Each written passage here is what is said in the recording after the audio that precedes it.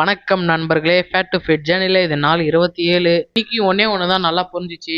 சீக்கிரமா தூங்கினாலும் லேட்டாக தான் எழுந்துக்கிறேன், லேட்டாக தூங்கினாலும் லேட்டாக தான் எழுந்துக்கிறேன். ஏன்னா இன்னைக்கு எழுந்துக்கினது 8 மணி. எழுந்ததும் ரெடி ஆகிட்டு 3 இட்லியும் நேற்று வச்சு சாம்பாரும் சாப்பிட்டு வேலைக்கு கிளம்பிட்டேன்.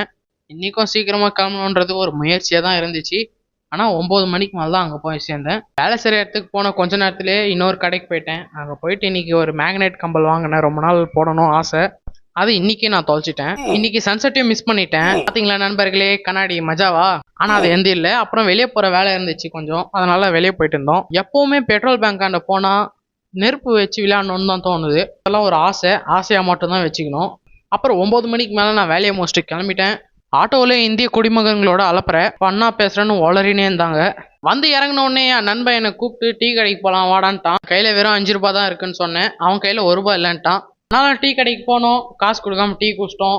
அந்த 5 ரூபாய்க்கு சாக்லேட் வேற அங்கேயே வாங்கி சாப்பிட்டோம். ஆனா இன்னைக்கு டீ ரொம்ப நல்லாவே இருந்துச்சு. அந்த டீ குடிச்சுன்னு இருந்த இடத்துல பக்கத்துல தான் சிலிண்டரே தெரிஞ்சிச்சு. நாங்க அதை ஆஃப் பண்ணிடலாம் தான் யோசிச்சுன்னு இருந்தோம்.